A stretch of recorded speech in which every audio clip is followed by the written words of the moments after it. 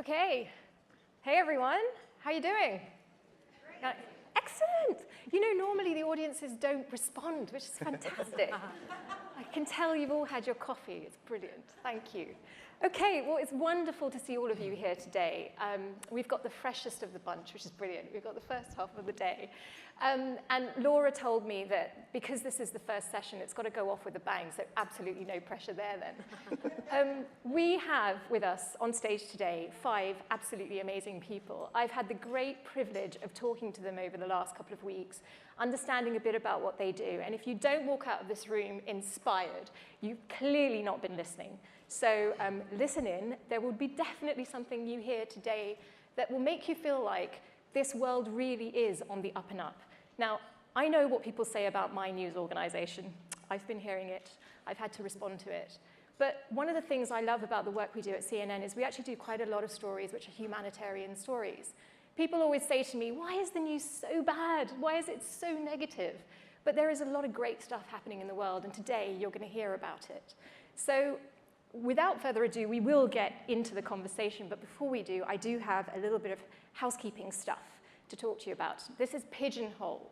Now, on your tables, you have login information that will put you on this system called Pigeonhole. Today's discussion, it's not just about me and our 5 panelists, it's about all of you, actually. So we would love for you to be a part of this as much as possible. Ask questions, you can post them on Pigeonhole, and it allows you to look at what everyone else is asking and, in a way, upvote other questions that you like as well. As much as possible, I'm going to get it into the conversation. Now, unfortunately, my iPad's telling me to log in again, so I'll fix that. But there's also a couple of polls that we're running.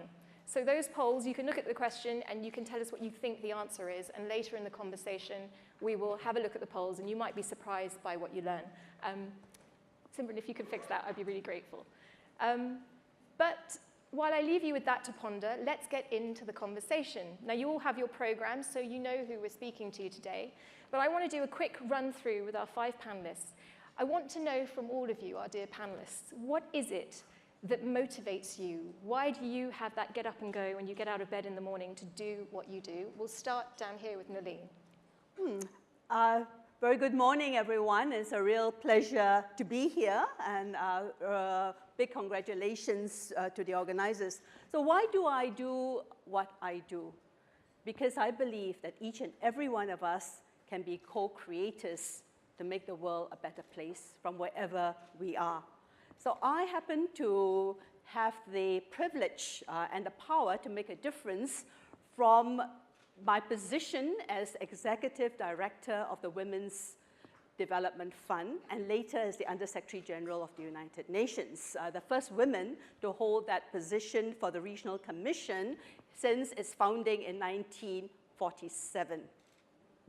So, of course, I got all excited. I mean, how dare they not have women in all these powerful positions, and what type of changes would we like to see? And I believe that we actually have a responsibility, a mutual accountability to engage not just with the challenges of our world, but also with the opportunities, and to make sure that we turn things around. So I'm going to tell you during the panel some of the things that I worked very closely with to turn things around for the women who actually sometimes have been made invisible, sometimes have been put through the drama, the human drama, in a way that makes them, or that reduces their dignity, and how do you ensure that they feel as powerful as every other woman we feel occupies these positions, because I want them to be leaders in their own right. So I champion communities,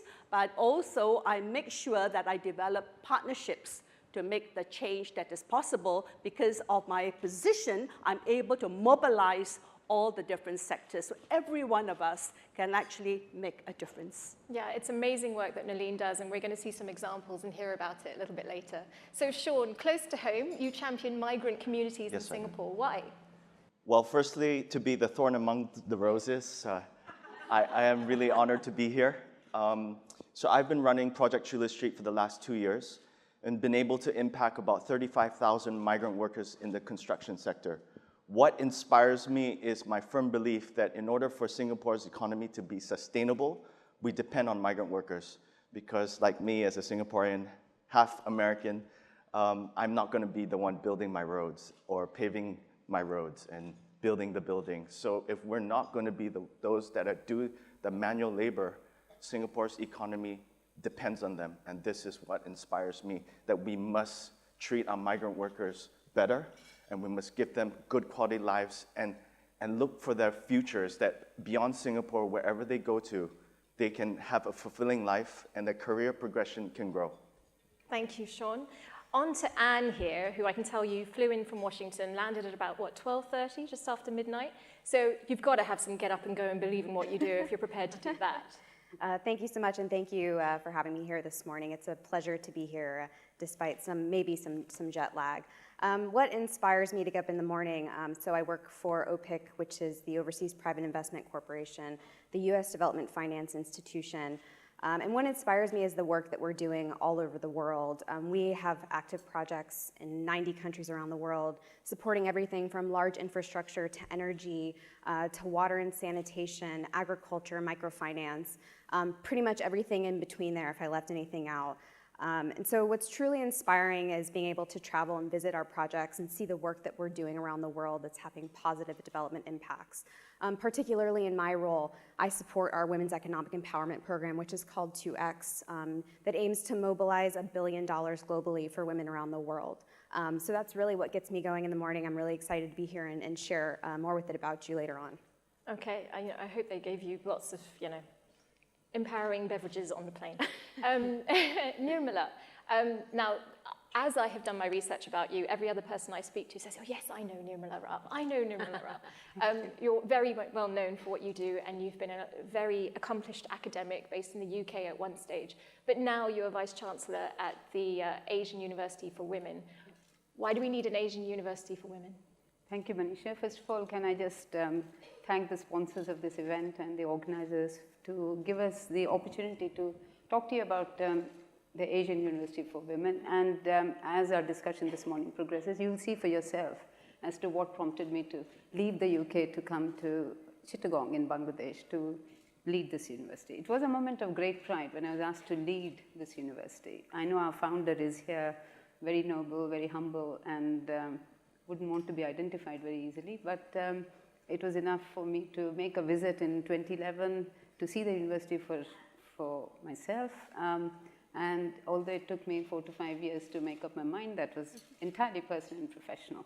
I have to say, having spent nearly 3 decades in well-established universities at a senior management level, AUW, with its mission, its ambition, and its ethos, represents a very unique, very different university. And I tell you that because it was set up with a particular purpose to provide high quality education, in fact, education to communities that are extremely disadvantaged, very remote rural areas, displaced communities from the Rohingya groups to Afghanistan and to Yemen, Syria, Palestine. Nowhere in the region there exists a university of this kind, where in a small space you get such diverse communities from about 18 different countries, where there's a diverse mix of young women from rural, very disadvantaged, to the privileged. So they share each other's experiences, and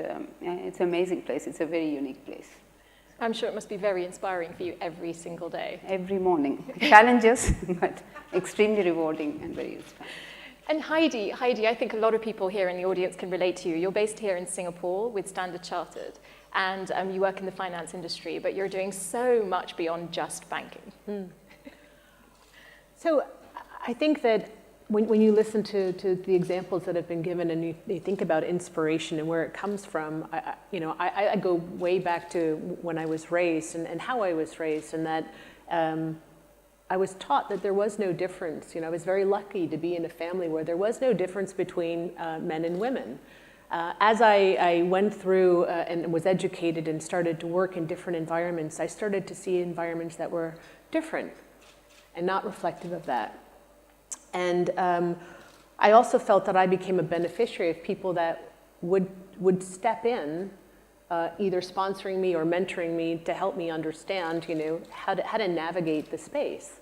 And I think here what I've come to recognize is that it's really important for me to give back, right? In the sponsoring that I've received is to make sure that others have that sponsoring. But it's not only through people and the programs that we do through diversity and inclusion, but what are the broader programs where we can get involved from providing finance to providing education and stepping in, as finance is probably the linchpin between many communities, right? So how you involve banks and get them involved in the cause becomes quite instrumental in how a community can grow, how an economy can grow. And these are the things that get me quite excited, because you start to hear about a number of projects that are underway, and this is a way where we can actually lend our efforts and energies to help support them. Okay, well, speaking of that, speaking of the how, let's get into it. I want to take the discussion to you, Shaun, because right here at home, you have employed really simple but very effective ways of making sure that the migrant community does feel more integrated into the Singapore experience. And I think we have some photographs that can show you the impact, some of the smiles, I hope, of some of those experiences that you've managed to put on at Project Chulia Street. Tell us a bit about them. So for a start, I have two co-founders who created Project Chulia Street, but the three of us are all like-minded in the sense of looking at the whole scale of the migrant worker community. So if we go back into a little bit of history, in 2015, migrant workers in Singapore, to me, this is the definition of modern day slavery a little bit, because there are two sectors here. Construction sector is really the males that have come from India, Bangladesh, and China. Then we have the domestic workers, which are the females who work in our homes. I would say that the men, it's tough. In 2015, their nutrition was not taken care of. We had a number of cases of food poisoning, and that's because we had companies who are exploiting them, because in the end of the day, we have over 350,000 migrant workers in the construction sector alone. So if you are a company who's looking at this, it's a money-making industry, because if I can get $1 out of every migrant worker, that's $350,000 on a monthly basis or a yearly basis. So we had come together to really focus on how can we, my main mission is simple, that by the time every migrant worker leaves Singapore, they leave better. How do I do this? Three main areas: nutrition, healthcare, and education. So when it comes to education, I am really excited to partner with some companies in Singapore, plus the EduTrust entities who are in education, able to provide migrant workers with certificates. We have to understand migrant workers are in the age bracket of between 18 to 28, around there. They cannot go through our education system of primary school, first grade, second grade, up to high school. So what we can do is simple: provide them with certificates, provide them with lifelong learning, and I think that this quote many of us know: if you give a man a fish, he can eat a day, but if you teach him how to fish, he can fish for the rest of his life. That's my mission. Can we offer migrant workers in Singapore certificates where by the time they leave Singapore, they can go on to Qatar, they can go on to the Middle East, China, where the bigger industries are growing and booming as well? Then these certificates actually offer them quality of life, where they can begin to manage a team. So that's my heart when it comes to education. When it comes to healthcare, I'm very proud of my co-founders as well, where we were able to build in one of the dormitories in Singapore the very first dental clinic for migrant workers. So to me, this is what my company, my bosses are all about. Let's put effort into changing and transforming the lives of our migrant workers. Up to today, we're still getting migrant workers with cavities, teeth rotting, high blood pressure. This is also leads to the fact that we're not educating our migrant workers on nutrition. So one of the things that we are trying to drive is the ability to help educate them that what happens if you eat too much carbohydrates? What happens if you drink too much Red Bull? So every dorm that I've been to, man, the drink machines are all filled with Red Bull, and companies just give them Red Bull, and they themselves love the sweet drinks because they think that if I'm working out in the sun all day, I should have an energy drink. Yep. But they don't understand that this is actually causing more harm to their bodies. Yeah, I mean, it's a simple thing. I'm not sure where and we were getting some applause there, actually, and rightly so. Rightly so. We had a photograph there. I'm looking out into the night, wondering where the AV team is, but I wondered if we could bring up that photograph again, and we saw someone who was being checked. You sort of have these health drives, don't you? So I thought you could maybe walk us through what was happening. Sorry, I was only limited to 2 photos. If you can go to our Facebook, you will see videos of what I do. Sometimes videos and photos tell more than me talking. So these are doctors that give their time freely to my events. By November this year, we would have done 10 events. And all these events that I'm talking about, think of a fiesta. So we're here to have a party with them. And we have a farmer's market where, together with my partners, we are providing over 5,000 different varieties of vegetables, from carrots, tomatoes, potatoes, red onions, garlic. We will have ice cream for them. It's a treat. Too much sugar, though.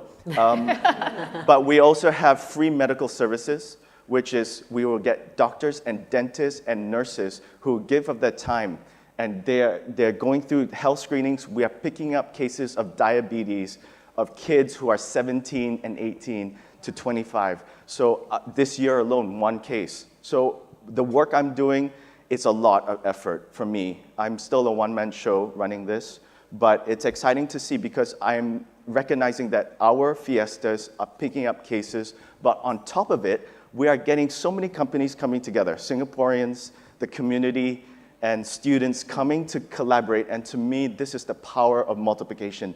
It's not Shaun doing this all by myself. I have companies coming together in the F&B industry. I have companies coming in the foundation side. So there's a lot of support coming in where we can actually multiply. Well, let me jump in there. I know we would love to hear more and more from Shaun, but I have to get through the rest of the panel as well. I want to jump over to Heidi because you talked to me about GOAL, which is another initiative. So what we're hearing from you, Shaun, is basically that very simple ideas work, and I think this will resonate with the rest of the panel as well. You can throw lots of money at something, but you've got to have a really good strategy in mind about how you're going to implement, and I know GOAL is a great example of this. I think maybe I'll start with a little story just to give an example of what the power of the program itself. So Lakshmi is a 14-year-old girl in Delhi. She lives with her parents. Her father is an electrician. He makes something like 110 euros a month, and her mother is a housewife. And when she started to participate in GOAL, the program itself is teaching through experience rather than in a classroom setting, because we believe, and what's been found is that by experiencing life lessons, the information is retained a bit longer and it becomes more meaningful. And as Lakshmi was going through the program, there are topics of health. It will go through financial education, but also it talks about rights. So while she was going through the program, she would tell her mother what she was learning and what she was experiencing. Her mother was very encouraging of this and said, you know, this is important for you to take what you're learning and let it resonate within you. Her mother was then approached by her brother, who was a police officer, and said that he wanted to marry Lakshmi. And she found out about this, and as a result of that, her grades started to suffer, and she also became quite concerned, wasn't sure what was going to happen. But she started to go through a session in GOAL, and she talked to her GOAL coach afterwards, because the topic was around child marriages, violence within the environment, and how to deal with things like this. And they discussed quite a bit of it, and she said that she didn't feel that she was ready to be married, and she didn't want to be married, and walked away from the conversation feeling that she had the conviction to be able to go home and talk to her parents and say, I don't want to be married. I would like to stay in school. I want to become a doctor. And from that, her parents actually agreed. She also explained to them that child marriage was something that the government no longer supported. And she was actually, the marriage was called off. So you see the power of, of programs like this. And we all think, when we go and we volunteer and when we participate in programs and we're mentoring, what did I actually do? But this shows you actually the small things that we think about, what we might consider to be small things, actually can resonate quite deeply within a community. Very much. And in fact, there is that wonderful quote from Martin Luther King, and this is all about, if I can't do great things, I'll do small things in great ways. It's something like that. It's a wonderful quote, basically saying step by step. There you go. If I cannot do great things, I can do small things in a great way. Oh, not bad memory. Okay. So that's wonderful. And I think that plays into education a lot, doesn't it, Nirmala? You have some phenomenal stories about the way in which you've managed to reach communities and have these girls come and join the university. And I was absolutely blown away when I heard how this is being done in some parts of the world. Of course, given the constraints of time, I can only cite very few examples, but this can go on. You know, if you gave me a whole day, we have 800 examples. We have 800 students, each with a different story to tell. As I said, you know, it was set up with a very specific mission. In 2008, we've just completed our first 10 years. We now have 800 students enrolled, and we have students from garment factories, from the Rohingya communities, from the war-affected areas of Afghanistan, Yemen, Syria, Palestine. We have students from the tea estates of Assam, Sylhet, and reaching out to Sri Lanka. And your question, Manisha, as to how we reach them. Now, we cannot have the traditional recruitment strategies, which well-established universities have, open fairs. It doesn't work that way. We need to be able to find what is the best avenue. In some places, we have foundations that have helped us, like the Haryana Foundation in Bhutan, or even BRAC in Afghanistan, to reach to recruit young women from, for example, in Bhutan, from the deep mountain areas where it's hard to reach. And they spend days walking to these places, recruiting on our behalf, speaking the local language. They have the advantage. BRAC helps us test girls in Afghanistan, and they do a lot of groundwork for us, where it's hard for us to reach these communities. We also make use of local newspapers. We make use of academics, anthropologists who are very familiar with and live with the communities. So we've got to find different ways of reaching out to these students. And what is interesting, of course, is the program that we deliver. One is the kind of students we have, but the more important is the cornerstones of liberal art education, which is about inculcating critical thinking, the power of reasoning, questioning, problem solving.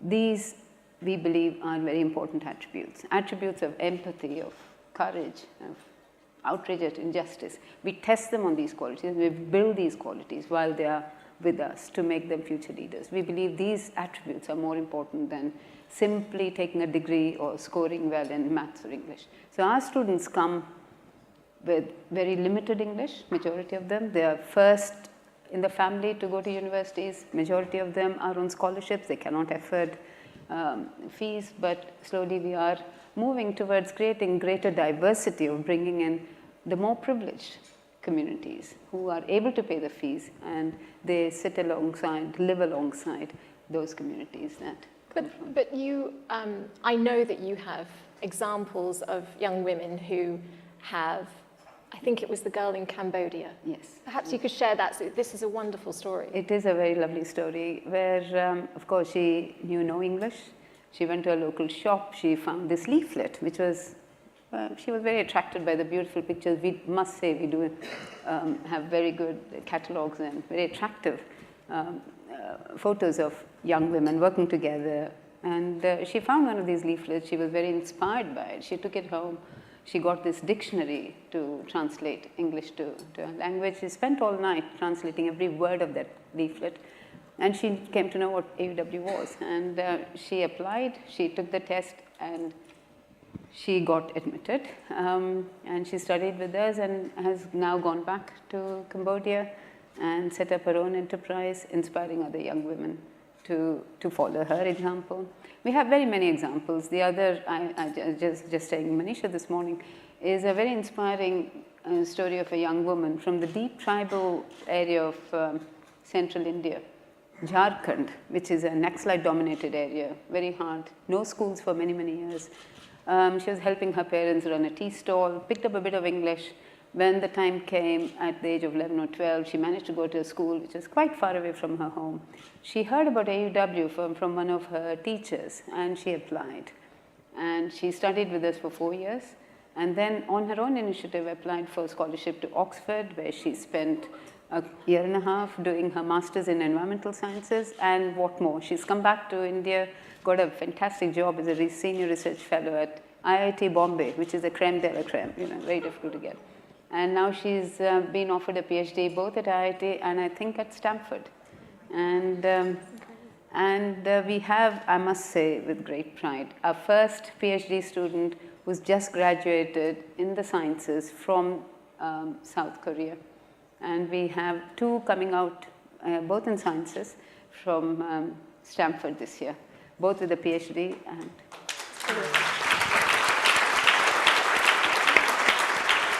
And just to say, although we are small, 800, we don't intend to grow beyond 3,000 to 5,000. We want to remain a boutique institution, scholarship-based, and we want to remain that way. But 25% of our graduates to date are in top elite universities in Columbia, Stanford, Rutgers, NYU, all over the world, Oxford, Cambridge. And the 70%, I must draw your attention to the fact that they have come to AUW to study, to learn, to become leaders, to go back to their communities. They do go back. They are employed in various organizations back home. Okay. It's amazing. It's one of those moments where you sit there and think, what am I doing with my life? I should be doing more. Wonderful, wonderful, inspiring stories.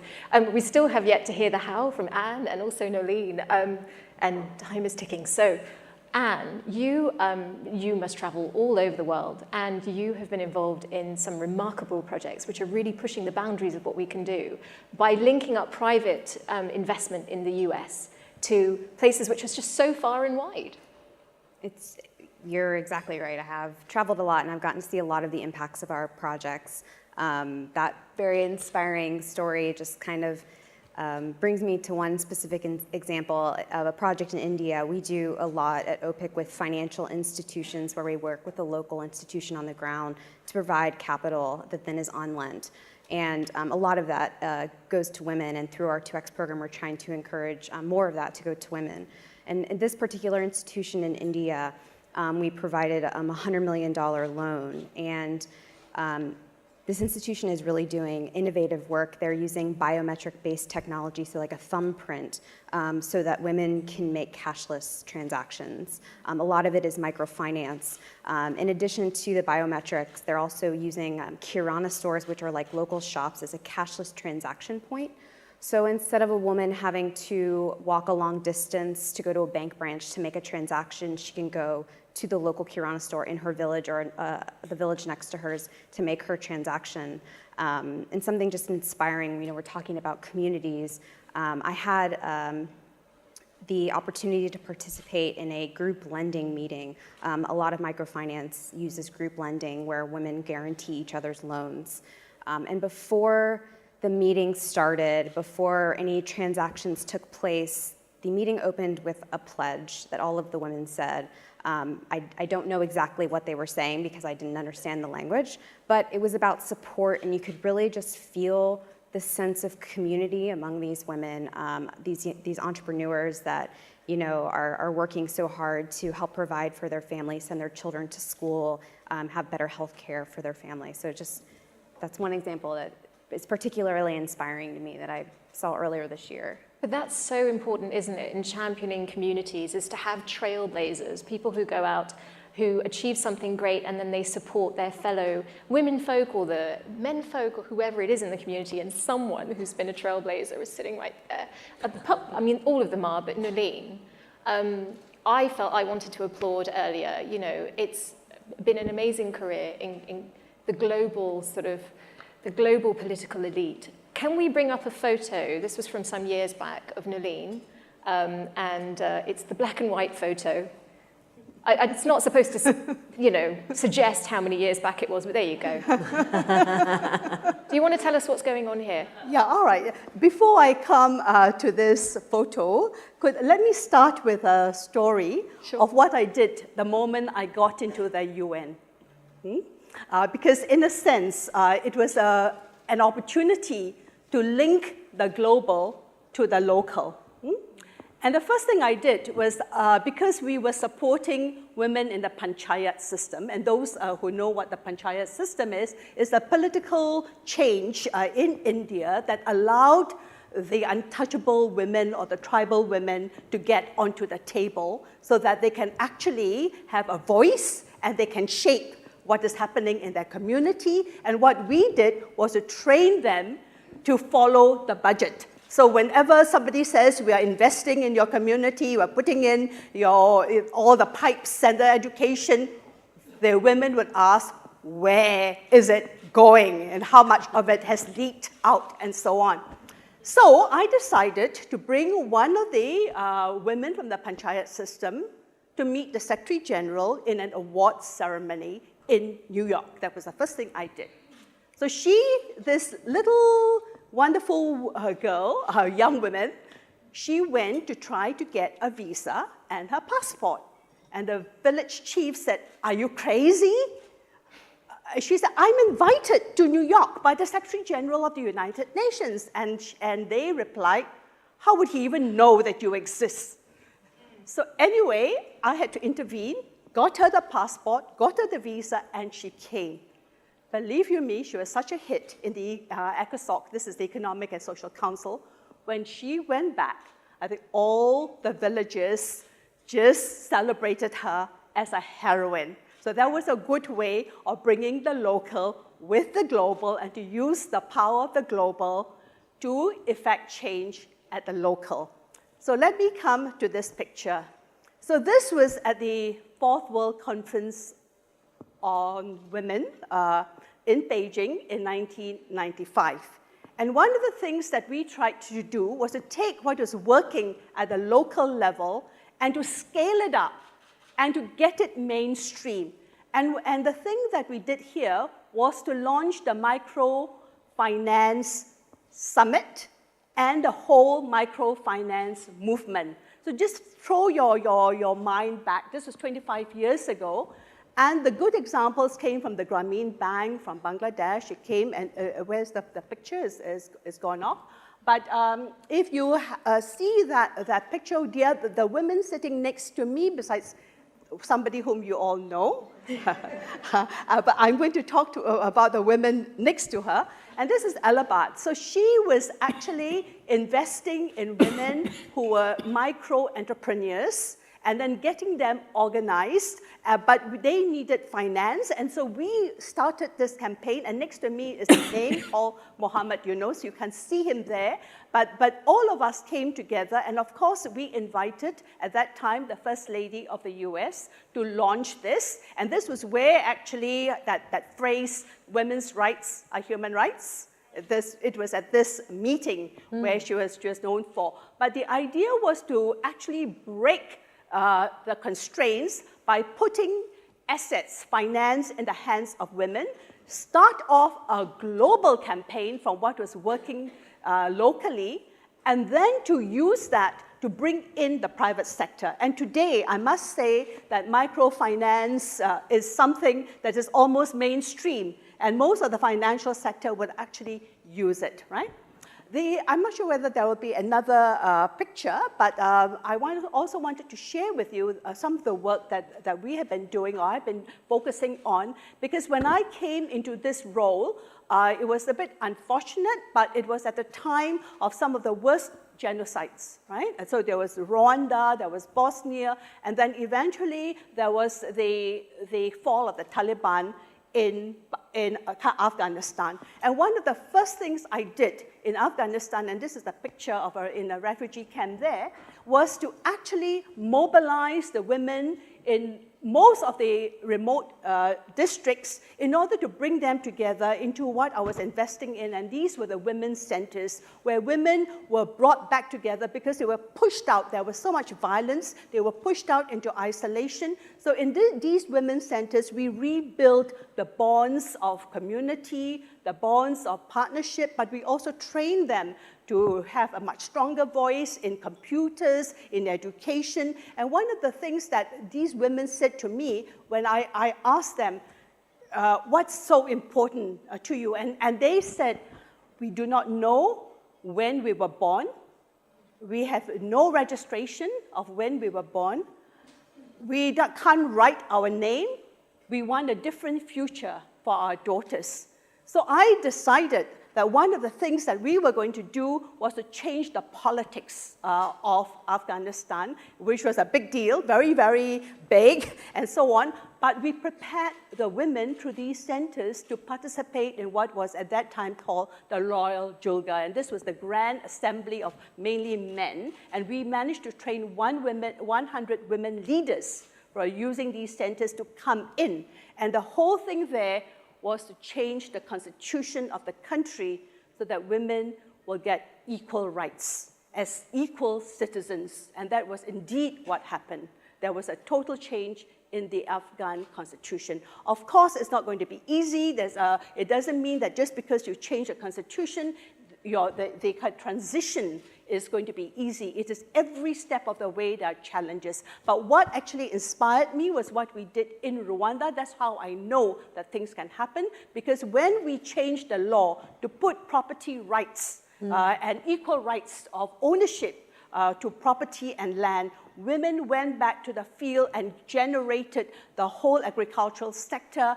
But more than that, we also trained them to shape the direction of their country. And believe you me, at that time, women formed 50% of members of parliament in that country, higher than even the Scandinavian countries. And today, 2 weeks ago, I read a news clip that today women are 67% of parliament, shaping a future that now is one of the bright spots in Africa. It's fantastic. Wow. Really.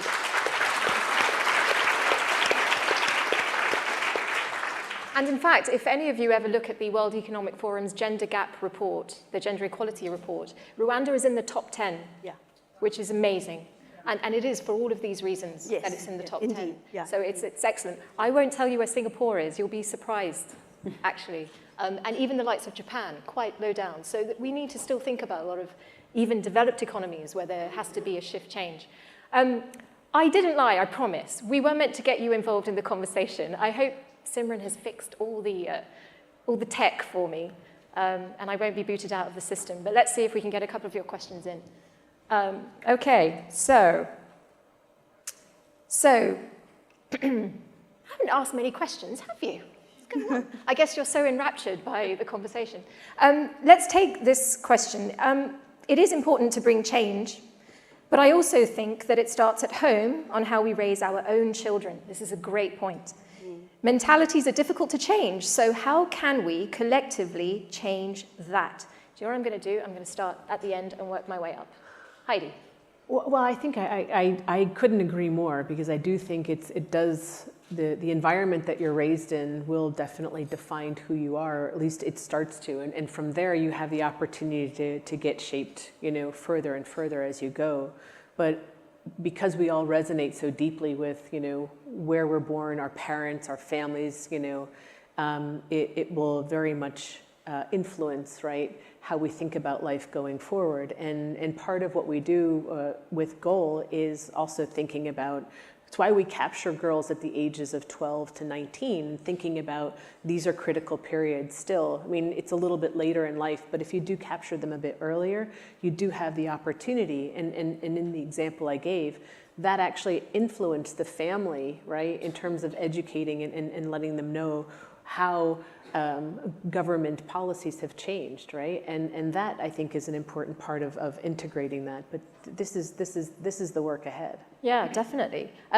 Surging ahead with quite a number of votes, and it's still ticking up. I'll give this one to you, Anne.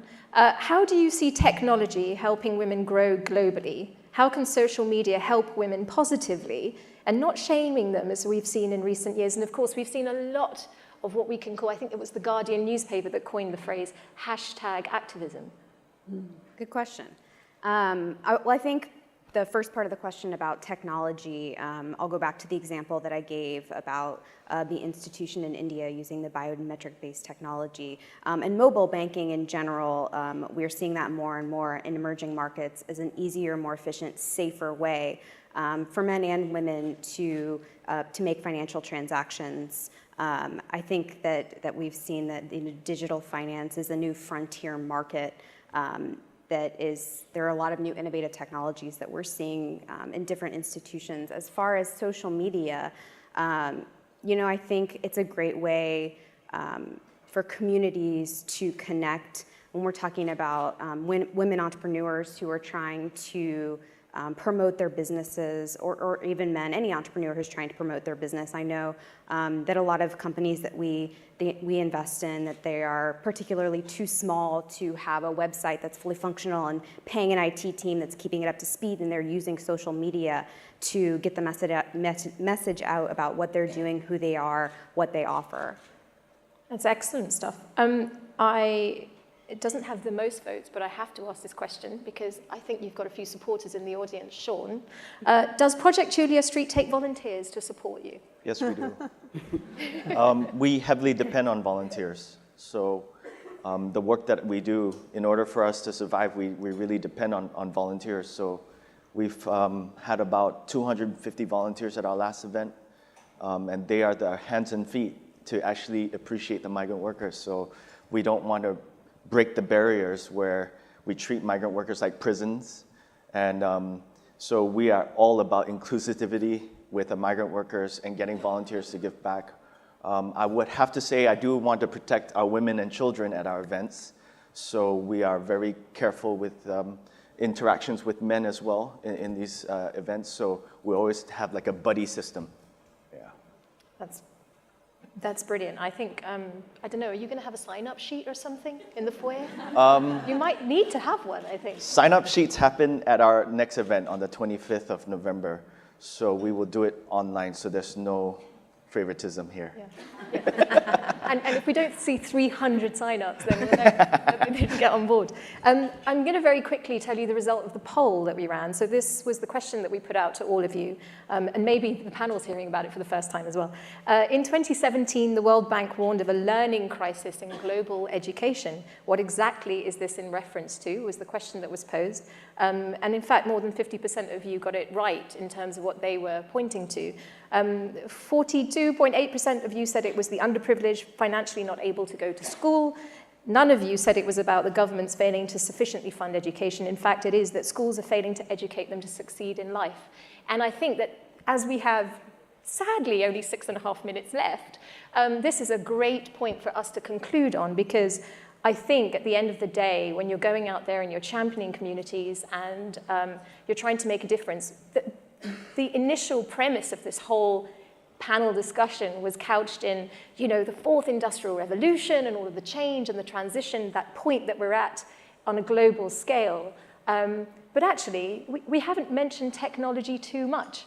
At the end of the day, it boils down to very simple things. It boils down to life skills, who we are as an individual, whether we are connected to our sense of self and our sense of self-esteem and self-worth, and how we carry that into the world. So, I won't warble on. A final comment in that direction from each of you, and we'll just run down from this way. Noeleen, let's start with you. Well, I think that technology provides a tremendous opportunity now to reach women and girls who could not access education because they live in remote communities and so on. So you have online learning, and these are all fantastic opportunities to kind of do that. But I have to say that, of course, since I'm from the UN, I have to talk about the Sustainable Development Goals, where in terms of sustainability, we of course have to focus on the empowerment of women. But if you look at some of the data, there is still a quite a large gender divide when it comes to ICT. So really educating our girls in the STEM education, I think would be critical. But talking about the crisis of education, I want to focus, and this has been worrying me a lot. We know that in our world today, we have about 68.5 million people who are displaced. And even just in Asia alone, just around our corner in Bangladesh, we have 1.2 million displaced people, the Rohingyas. And most of the people in these camps happen to be young girls, youth, and we are going to have a lost generation. And if we don't find a way of dealing with the crisis of education among the displaced, we are going to have a much larger problem. And I think that because of technology and new ways of doing things, there are all kinds of ways in which we can actually address this situation so that no one is genuinely left behind. So let me stop here, but I think that education is absolutely critical. Technology opens up new frontiers, but also we have to be very aware that we have to think of education not just in school, but as lifelong learning, precisely because the workforce itself is changing, and whether we like it or not, with the frontier technologies, the hollowing out of work is happening, and the people who are affected are actually women in the manufacturing sector, the textile sector, the footwear sector, the retail sectors, and so on. But we can actually train these people so that they can move up the value scale. But at the same time, if we are to train women, we have to take into account some of the constraints that allow women to access education in the first place, especially lifelong education. And this is a whole situation of care. Who takes care of the aging? Who takes care of the young? How do you deal with care? And I feel that one of the things that I've been doing, I've been working actually even from the 80s on the migrant workers, but more in terms of women domestic work.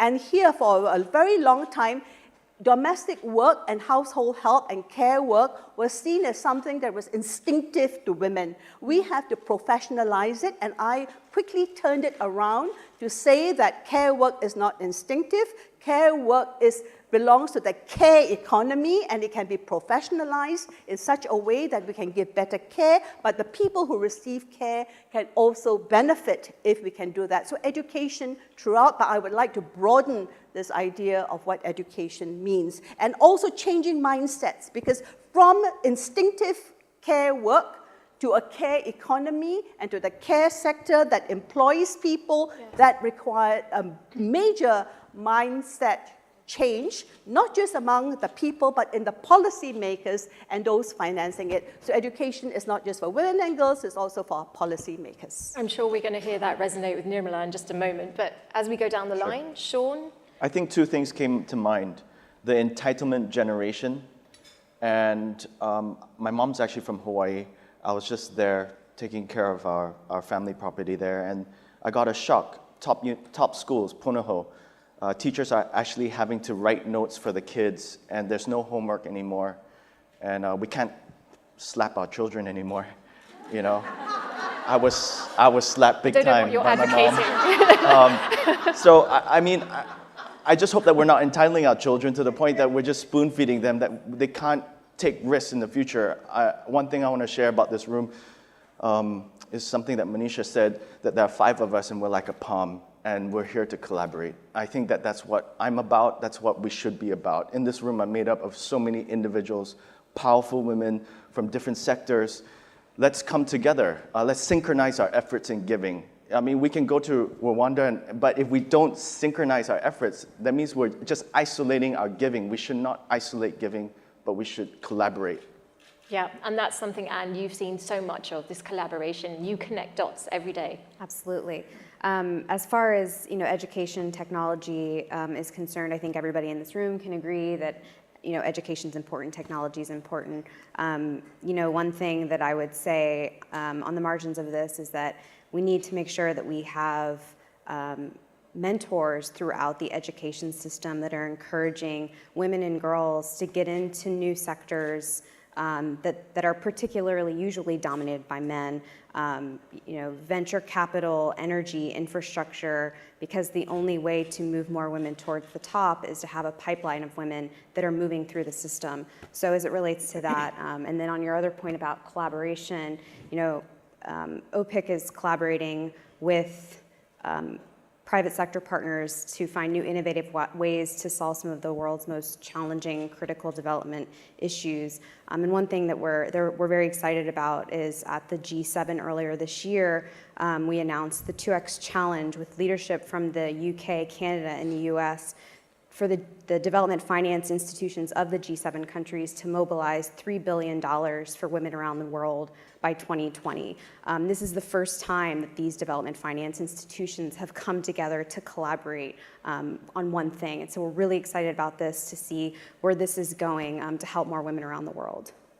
Nirmala, I'm sure that your university is going to produce probably the next Secretary General of the United Nations. Wonderful, wonderful work. What is the thought that you would like to leave us with? I think technological advances, of course, the benefits of technology cannot be disputed in the way they've transformed the way we interact, we conduct business, we communicate with one another, and we've seen how it's got vast potential for employment and empowerment, both political, social, cultural, and educational empowerment. That's undisputed. I just want to make a point about technology and education in the context in which AUW operates, in the context in which the kind of education we provide and the kind of students we get. At those two levels, I would say there are limits, and there's a slight disconnect between technology, what it does, what it can do in certain situations. The kind of recruitment we have, the kind of students we get from Afghanistan and all the conflict areas, they hardly have access to even mobile technology, mobile phones. So we are recruiting girls into the system with very limited resources. And the kind of education that we give, the liberal arts education, which requires them to think critically, to develop a sense of mutual respect and tolerance and all these qualities, I would say technology cannot replace. There's residential living, they're interacting with each other, the humanistic side. No amount of advances in technology can replace that empathy, that qualities that I've just described. So I would say there is a limit to what technology can do in that context. I would say what is required is personal bandwidth, real FaceTime. These are the initial years of education. However, when our students get to the penultimate and final years of their education, they are very ready to take on the challenges of technology. We have online courses. We have very rigorous, demanding courses offered by Harvard. Many of you will have heard of HBX course, which most of our students take. They do exceedingly well by the time they're in their final year, and that's helped them gain employment. They also do a course called CS50 from Harvard, which is computer-based course, very rigorous, and they do them very successfully. So there are limits. There is in the context in which we operate, but having said that, I personally do think technology has helped us cope with the global challenges and be more mobile and be more agile. In my own personal case, everyday FaceTime with family in London helps me survive in the remote corner of Bangladesh in Chittagong. So not to undermine technology, but I think we should be aware of its limits in certain contexts. It's a very good, and I love that, the personal bandwidth and real FaceTime. That's why we have all of you here, because we get a bit of that. Just finally, Heidi, where we find ourselves right now, a world in transition. Are you excited? I am excited, and I think the points being made here are really, really important for us to recognize, because I think what digital offers us, we can increase productivity. We can start to get products out to a wider group of individuals that didn't have them before, so you can get investment dollars in places that they couldn't get to before.